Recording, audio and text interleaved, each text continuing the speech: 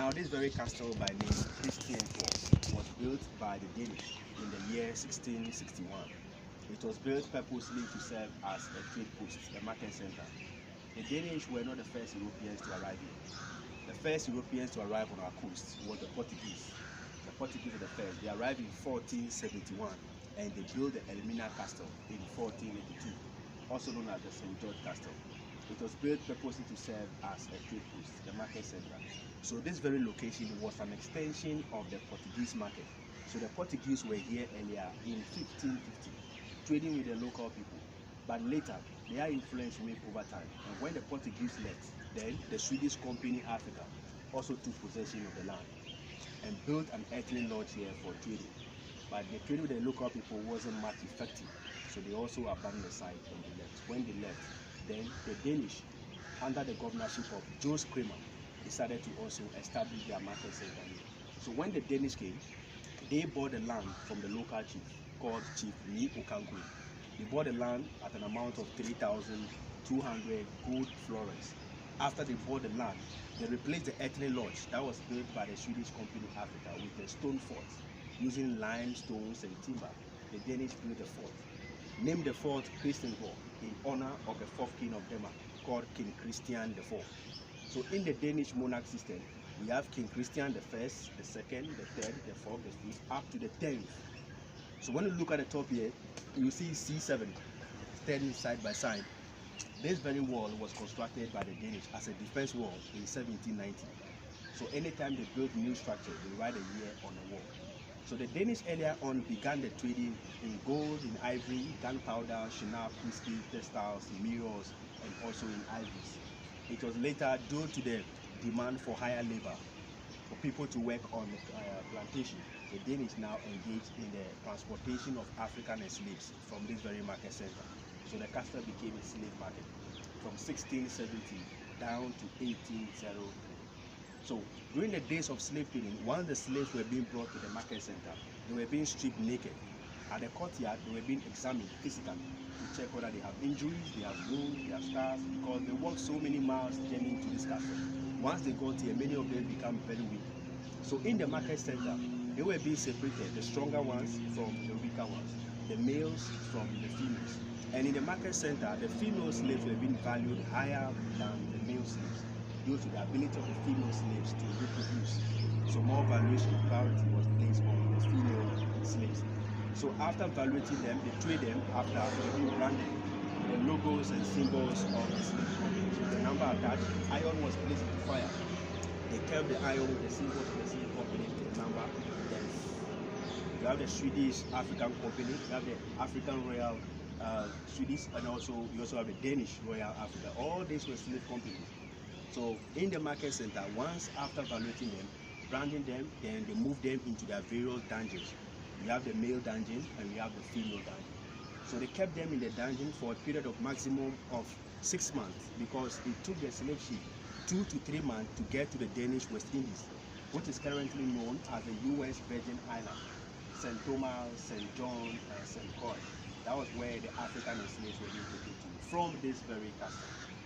So the Danish continued their activities of trading there, and many of the African slaves happens to be prisoners of war. Once they go to battle between the local tribes and ethnic groups, you lose the battle, your people will now be captured as slaves. They were being brought here in exchange for guns and gunpowders, and they were coming from all over the West African region. Some from Nigeria, Gambia, all over West Africa. Yeah, so the Danish continued their activities here. Later in 1679, there was a mutiny that led to the killing of the Danish governor by his second in command, the deputy governor called Pede Botin, who happens to be a Greek man. So Pede Botin married a superior governor, and he was being arrested, put into a prison in this castle.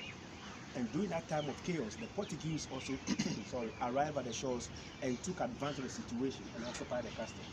But the Portuguese were here for 4 years. For missionary activities, they built a church on top of the female dungeon and named the church Saint Francis Xavier Catholic Church. But the Portuguese were here for only 4 years. And during their time, the Portuguese did not engage in the slave transportation business because their main focus was on missionary activities. So marriages were being officiated among the local people. The local people also were being taught how to recite on prayer, the rosary, liturgies right in the church. After 4 years, in 1683, the Danish also petitioned the King of Portugal regarding their castle taken over by the Portuguese. So this brings a misunderstanding between the Danish and the Portuguese. So in 1683, the castle was handed over back again to the Danish. Once the Danish took back their castle, they continued their usual trading, including the transportation of African slaves, until 1792, when the Danish Parliament also passed a law against the transportation of African slaves from all the Danish forts and castles. So at that time, the Danish were having Fort Prinsenstein, located in Keta, Fort Kogenstein, located in Adam, Fort Frederiksborg, located in Ningo Prampram. Then the last one being Fort Augustus, located in Deshi, together with the Christiansborg. So slave transportation business, the law was passed in 1792, but the Danish still continued activities up to 1803, when they finally put an end, a stop, to the slave transportation business. Once they stopped the slave trading business, the market system became very, very slow. People no longer come here to trade as they used to. So the Danish now decided to engage in the plantation of tamarind and also in the exportation of gold and timber. Until 1850, the Danish realized the plantation was not profitable, so they have to leave. When they were leaving our shores, they sold their properties to the British. So the British bought the 4 forts I mentioned earlier, together with the Christiansborg, at an amount of £10,000 from the Danish. So out of them, the British decided to establish their administrative unit here. So the castle became the British Administrative Center.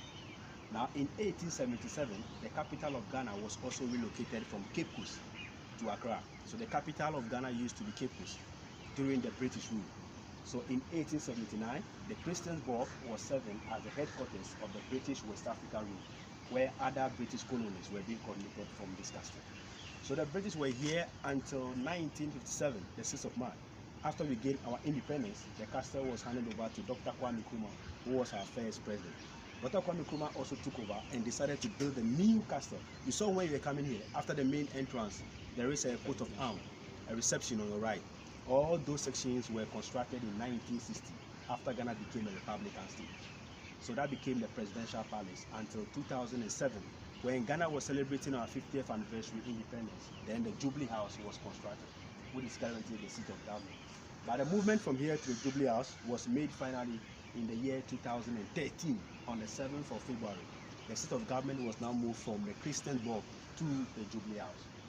So in 2017, the castle was declared a museum of leadership and governance. So currently the castle is being renovated by UNESCO as part of their heritage site. So we have 28 forts and castles along the coast of Ghana. And we have 3 major castles. The Elmina Castle, known as St. George Castle, you have the Cape Coast Castle, then you have the Christiansborg Castle. The Cape Coast Castle was built by the Swedes, the Elmina was built by the Portuguese, and the Christiansborg was built by the Danish. So this is a brief history about the Christiansborg. So once from here, you are welcome. I'll take you around and show you interesting places that we have here in the Christiansborg. You are welcome once again. Thank you.